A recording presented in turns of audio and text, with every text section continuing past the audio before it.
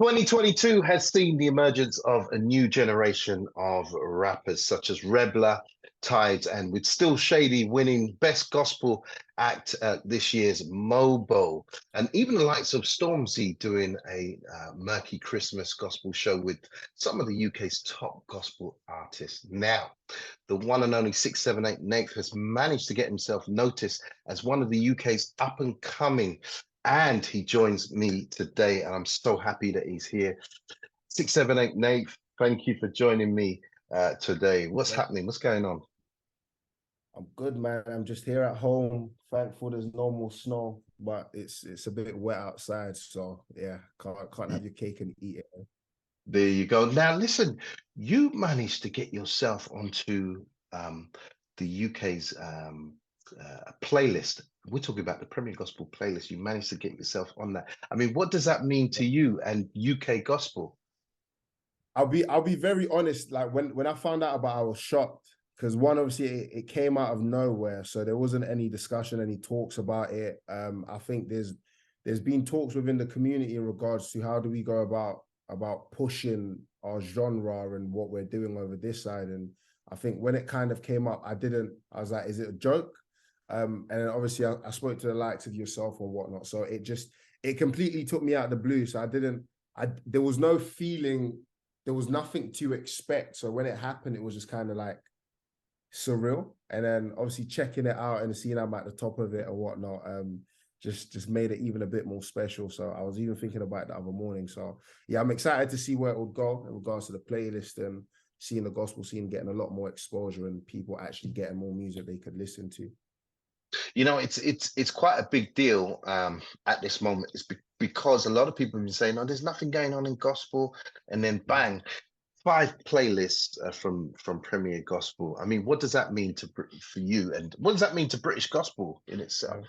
I think it's amazing because what that means now is we have a platform and a base and the hub and the hotspot for where to find the hottest and up and coming gospel artists or whatever's going out there at the moment, and it gives the up and coming gospel artists or Christian rappers or the younger guys like myself, something to aspire to and know that we have an infrastructure where it's looking out to see who's doing what.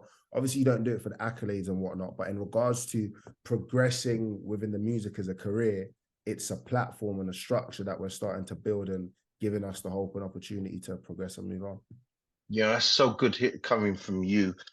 Somebody that's up and coming and about to, I think, you know, your time is about to explode. Now, how did you get started in this business? It's been 6 years in the making. I got born again when I was 16. And before I got born again, I used to rap, like just typical on the block with like guys and friends used to rap and whatnot. And I remember when I got saved, like I always had a passion and desire for music because for me, it was a way to communicate how I was feeling. So I'm a very introspective, introverted person. I don't come across like it. So when I got born again, it was kind of like I knew instantly I couldn't keep on making the music I was making because it didn't represent the conviction that I now had. And I remember there was a song I wanted to release and I was battling whether I should, whether I shouldn't, and I didn't release it in the end. And I kind of went through a process of trying to come up with a Christian sound. And I remember at that time, the only artist that I kind of knew of or heard about and started listening was Governor B. So he was the only, like, he was, I mean, and he still is the front runner and everything and a trailblazer. So he was the person I knew, but I just couldn't relate to like gospel music because I found it corny. So I'm just gonna quit my WhatsApp.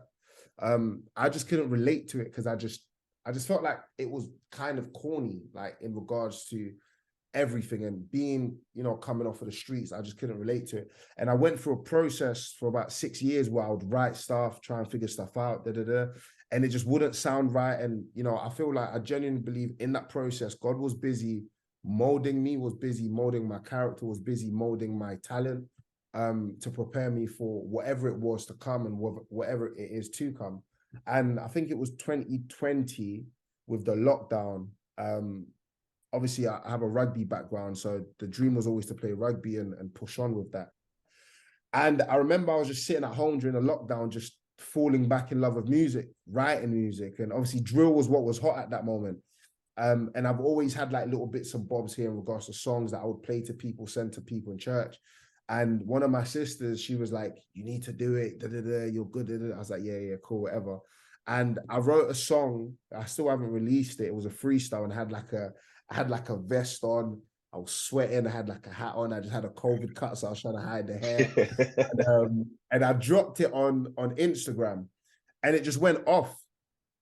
And people really like connected with it. And I was like, right, like, and it kind of gave me that, I don't know, I just had like a buzz and a hunger to get back into it. And I was just writing for the whole of lockdown. And I remember having a conversation with the same person who kind of like pushed me to do it. And she was like, you need to release, like, you need to drop, you need to drop. And I'm like, I just don't feel it's time yet. Like, I knew I was getting to that moment where I was going to be released to start doing music, but I just didn't have the release yet, in the sense that I tried to go studio and it all just came crashing down. Like, the environment was terrible. And in my spirit, I knew I just tried to rush something that wasn't time. And I said, no, it's not time. So everyone's in my ear, like, you need to drop. I know I need to drop. And I kind of left it on the side. And TJ Cream's a real good friend of mine. Like, we grew up together. So even before Governor B, he was the first Christian artist that I knew. And I was like, what are these guys doing? That's just like, Christian music's it's a bit weird, you know what I mean? But I guess subconsciously, he was always, you know, the person that kind of pushed and inspired me. And I remember 2021, I knew that was the time. I spoke to a few of my leaders at that church, who really, you know, had a big part to play in it. And one of them said, just get 10 songs ready. So then when you start, you can be consistent. So I was just writing, working, getting stuff ready. And I'm not a drill head. So it might sound a bit thing to some people, but I don't enjoy doing drill, because I feel God has called me to have a voice. I feel that when I speak, I want people to take stuff from it. I don't want you to just listen and just go away and be like, oh, that was hard, and come back to it for vibes. And I kind of wrestled with that for a while, where I was like, God, like, I'm starting with this drill stuff, but I don't want to do drill. And I remember it vividly. I was driving and the Holy Spirit was like to me, there's a time and season for everything. And he said to me, the drill stuff you're doing is praise. That's, you know, giving people a platform to get excited, to forget everything and just praise. And they don't need to hear stuff. They just need to feel good and inside and give glory. And I said, cool. And I wrote it. And my first release, which was Rocky, which I released in, I think, March or Feb, I didn't write that until December. So it was all perfect time and how it all aligned, and whatnot. So I didn't start release until 2021, because I knew that was when it was going to happen. And I just said, yeah, I got in contact with Align Vision, who played a massive part in the production of Rocky and a few of the other songs. And yeah, we just got the show on the road and just put our best foot forward. And yeah, here we are. That's so encouraging to hear. You know, a lot of people may say that, you know, Governor B kind of got his style from Kano. Where would you say you got your style from? If I'm honest with you, because I like within the gospel scene, I think there's a few people who are doing a lot, who obviously the forerunner. So you got Governor B, you got Lecrae. Obviously, Lecrae's in America. I personally wouldn't say I get my style from anyone. Not that, it's not even on a thing of in regards to homage or whatever. I'm a rap head. So the guys that I listen to are people who are very introspective. So the likes of Dave, the likes of Nines. I'm a big fan of Nines, Potter Paper, Gigs, grew up on a lot of Gigs. So obviously I didn't grow up in a lot of like gospel rap. I got born again at 16. So that's what I grew up on, the Shocks, the Tiny Boost, and all of those guys. So I think if you say who influences me now in regards to my style and the message that I'm having, I couldn't say anyone. There's no one that comes to mind, because all of the guys that I would say that I really listen to their music and they're like, these guys are dope and I pick it apart. They're all like Jadakiss in America, Dave, and people like that. So yeah, and that's respect to everyone else, but that's just me personally. So would you call yourself a writer or a freestyler MC? Explain. As in, you get people who write their raps, put them in, give them the hair beat, they write their raps, it's done within Mm. half an hour. Yeah, Or you yeah. get the Jay-Z's that can just do it off the top.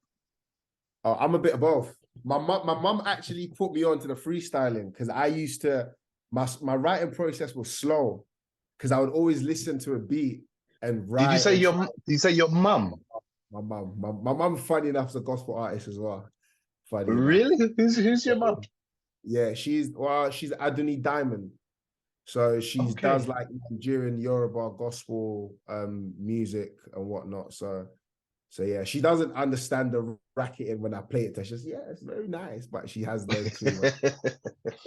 But yeah, but she was the one that really gave me the freestyling thing because I would listen to a beat and just write to it, and I'll take my time, and I wasn't turning around much. Whereas she was like, what you need to do is when you hear the beat, just get your phone, get a recorder, and just record, and whatever comes, whatever comes. So Rocky was a freestyle. All my songs are freestyles. Funny, Rocky was a freestyle. God's Will I wrote, then I freestyled. The song was Shady was a freestyle. Ask him. I was sitting in the dark in the studio trying to get the bars out. Most of my songs are freestyles, but the rap stuff, like stuff like 10 to 13, because it's weird. It's a weird balance because I feel like sometimes with the freestyles, I feel like fluky. Because when I freestyle, it's so good. And obviously, you have to be your biggest fan of your music. So I would have to say it's so good that when I listen, I'm like, this is hard. Like, how can I recreate this? And I'll do it again on a freestyle, and I'll be like, okay, I don't feel like I'm telling it. I think I'm just winging it. So I would then just listen to a beat and write without freestyling.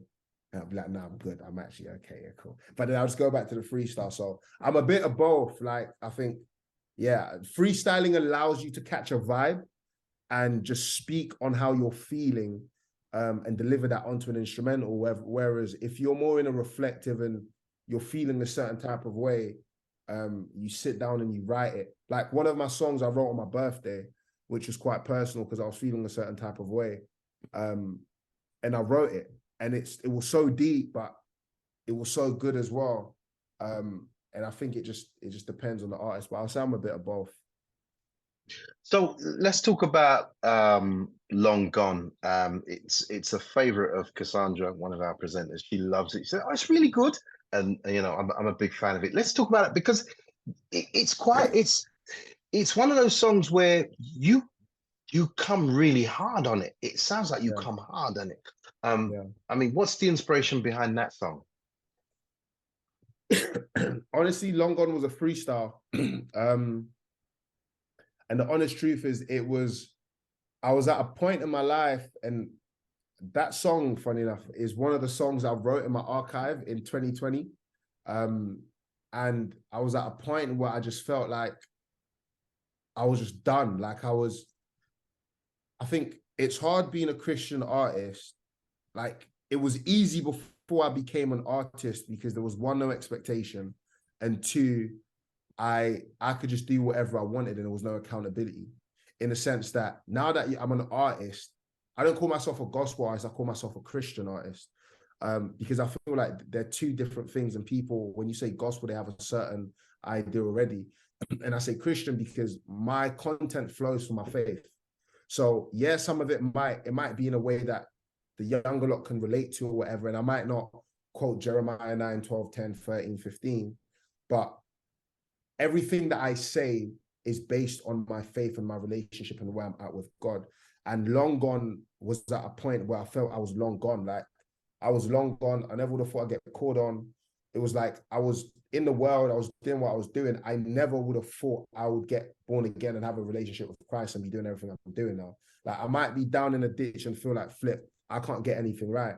It doesn't matter because God still has a plan and he's still with me and he still loves me. So that was the thought process with that, and the purpose for that song was doesn't matter how far gone you think you are, you're not that gone because God's right there with you through the whole time. And yeah. It's beautiful. Now, what are your passions? I know that Still Shady does a lot in his native town of Croydon with the young youth. What is your passion? What would you like to see changed in your Um, generation? I think growing up in with the background that I have, I've always been very passionate about young people. Um, I feel like when I was where I was, what helped me was the people who believed in me and saw something bigger than what I could see. People who went before me. The Bible says, "Learn from those who went before you." Um, and I feel like the young generation now are so caught in a loophole where what's being pushed in front of them isn't the right thing. And for me, is I don't know how God's gonna use me. I don't know what avenue He's gonna use me and where He's gonna take me and what He's trying to do. But one thing I know is I can be a voice with my music. I can use my music as a pillar of influence, as a gateway. So there's a lot of gang members, I would say, that have relationships with young guys that I would meet on the street. And I'm a cool guy, you know, I've got aspects, you know, I'm getting older, but I'm all right. And when I meet them, the music is the first thing that we connect with. And I say, yeah, man, I do music. They're like, yeah, what kind of music? I said, like Christian rap, man. And they're like, what? Christian rap? I said, yeah, like, check it out. And they listen to it. And now to the Christian community, the videos are like, wow, he's hanging out of a window. He's got a Range Rover. It's not even a that thing. That's the language that they understand. And the reality is there's nothing wrong with that. There's nothing wrong with having a nice car, dressing nice. There's nothing wrong with all of that. It's about whether it has you. If all you think about is me, and oh man, I have a Range Rover, I'm better than that guy, then you've completely lost it. But people connect with stuff. They connect with what they can relate to. And the music has allowed me into the lives of young people where when I'm going to shows, I can be like, look, just come to the show. And they come and we're in the green room and we're sitting back. And now I'm giving them a testimony and they're opening up to me and I'm seeing what they're like. And I'm saying, listen, I'm going to the studio. Do you want to come studio? They're like, yeah, cool. They're with me for like 8, 12 hours. But if I just hit them up and be like, listen, man, you should come church, man, God's got a plan. They're not trying to hear it. They don't care about it. Because to them, it's like, why am I going to church?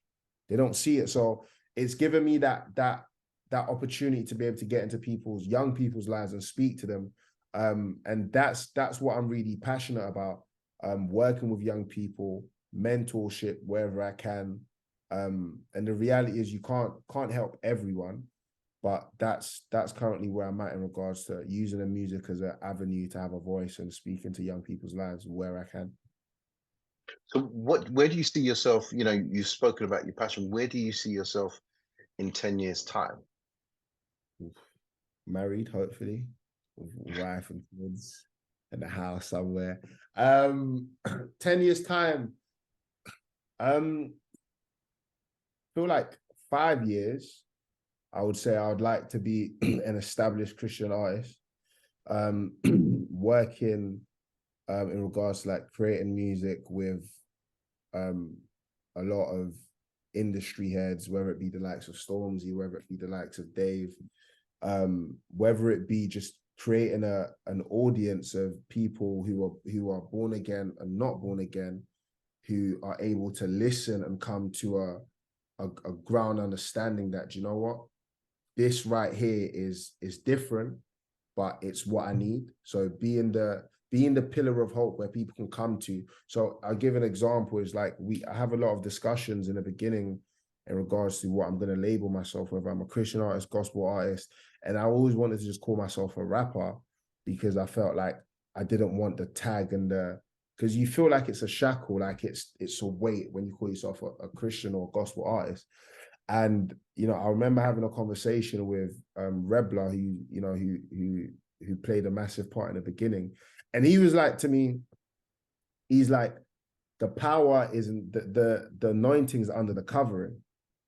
So me saying I'm a rapper doesn't mean nothing to nobody. There's no change. There's no nothing. Nothing makes me different. Nothing sets me apart. When I tell people I'm a Christian artist, I'm set apart because instantly they have an understanding of where I'm coming from. Now, what their viewpoint on the music might be, it's whack, maybe, because that's been their experience. But when they encounter you, what they encounter, they understand that this person is different. So I'm not gonna go and talk behind your back, or I got no malice towards you. I got nothing to say because this is my standpoint. So when they come to me, they come and they know I got a pure heart. Well, they would hope I have a pure heart, and what I'm giving to them is something different. So I would say that in 5 years, it's being able to communicate with people through my music who are born again, who aren't born again, and influence and sow a seed in their lives to be able to be open to Christ, to be able to be open to the invite when a family or a loved one comes to pray for them or invites them to church. And just, I don't know, maybe tour the world or something. Meet new people, experience new things, and just create more music. And I guess at the age of 35, I might still be going, but then again, I would have so much wisdom and knowledge that I'll be able to impart it in those who are coming after me. And hopefully we've blazed the trail so much that those in the slipstreams don't have to go through whatever we're going through. Do you know what I mean? So that will be the goal. There isn't really much to it apart from continue to impact people's lives. And yeah, man, just be able to help the next generation who are coming, whether born again, not born again, whatever. Wow, that's powerful, really powerful. What's next for you? What's next? I've got there's a lot, man. Where do I start? So I've got a tape coming in January. Got a nice little tape coming for them. Got another tape coming after that. And another tape coming after that. And who knows, by God's grace, maybe we might get a show. I don't know, still waiting. And yeah, that's pretty much it, man. Just releasing music next year. I feel like this year was a really good year. You know, getting the exposure to the likes of Lecrae, being on the Reach Record playlist, collaborating with the likes of Still Shady, the tape with Governor B, on the show with Governor B. There's just so much, there's just so much that's happened this year. It hasn't been about quantity, it's been more about quality, the exposure that I've got, the people that I've met. I mean, we met for the first time this year. I actually put a face to the name and acquainted with each other, and whatnot. So this year's been really good, and I'm thankful for that, for all the lessons and everything I've learned. But next year is more about just producing music and really getting back as an artist and putting out and giving people something to listen to back to back. Well, I mean, you certainly are somebody who's really worth investing in. And if somebody wants to get in touch with you via your socials, how can they do that? 6, 7, 8 Nath. So don't forget the digits, digit 6, digit 7, digit 8, and then NATH. And that's the same on everywhere. Spotify, that's on Instagram, that's on TikTok, whatever it is. I'm not really a dancer, so I'm not really on TikTok that much, but you might catch me. Just very quickly, what's behind the name 678 Nath? Okay, so the name originated from when I was going to start with music. I used to be called something else before I was saved. And I was looking for something new. And I remember I spoke to my friend TJ Cream, and he was like, whatever you do, don't come up with something corny and call yourself like Apostle Nath or Evangelist. Not that there's something wrong with that, but Bishop. He was just like, he's like, get out of here with that. Don't want to hear that. So I remember trying to look for names and trying to find stuff, and I couldn't find. But my name was already 678 Nath on Instagram, because obviously my rugby background and whatnot. And I was like, do you know what? I might as well just stick to this, because it's a unique DSP, if that's the word. Like, I have my own unique space. There's no one else. But ironically, the digit 678, it's different positions in rugby. So as a 6, you're a blindside flanker, where you're just a hard hitter, you're a big guy, aggressive, just destroy stuff. 8 is more flexible, skillful. He reads the game. He's involved in everything. And the 7 is just a dog. He just works, and he's just a hard hitter.